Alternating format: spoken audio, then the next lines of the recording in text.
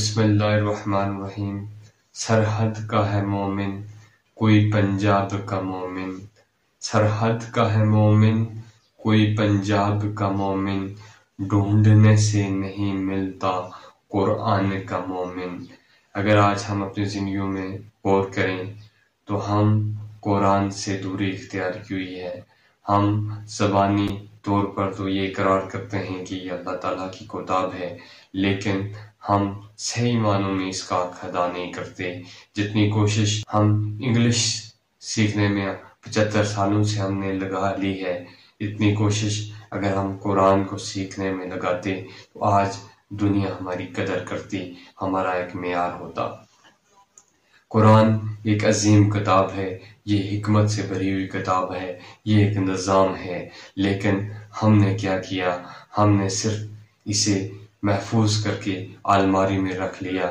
جب کوئی وفات پا جاتا ہے تب ہم اسے پڑھتے ہیں، یا کوئی نئے گھر میں آباد ہوتا ہے وہاں پر یہ پڑھا جاتا ہے۔ اس میں بھی عجز ہے، اس میں بھی ثواب ہے، لیکن قرآن تو ایک نظام تھا، ہمیں اسے صرف یہاں تک محدود نہیں کرنا تھا، یا صرف مولانا صاحب بھی اس کو پڑھیں گے یہاں تک نہیں محدود کرنا تھا۔ ہم نے اپنے کالجز میں، اپنی یونیورسٹیوں میں قرآن کو پڑھانا تھا، سمجھنا تھا، پھر دیکھتے کہ ہماری عظمت میں کتنا اضافہ ہوتا، ہم دنیا پر راج کرتے۔ ہمارے پاس یہ قرآن ایک بہترین نظام تھا۔ اگر ہم تاریخ اٹھا کر دیکھیں تو انسانی تاریخ مسخ ہو چکی تھی، لیکن قرآن کی صورت میں اللہ تعالیٰ نے ہمیں پہلی دفعہ تاریخ سے روشناس کروایا۔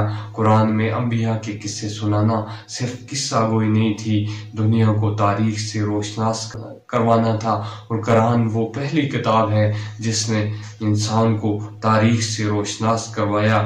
یہ ایک نظام تھا، اس نظام کو اگر ہم اپنے ملک میں لائیں گے یقیناً ہمارا عزت و وقار بڑھے گا۔ یہ بہترین نظام ہے، اس سے بہتر کوئی نظام نہیں ہے، یہ سب سے بہترین نظام، اور یہ نظام ہمارے رب نے ہمیں دیا ہے۔ ہم اس کو زندگیوں میں لائیں، ہم اس کو نافذ کریں، ہم اس کو سمجھیں، پھر دیکھنا کہ کیسے ہواؤں کے رخ بدلتے ہیں، کیسے ہماری تقدیریں بدلتی ہیں۔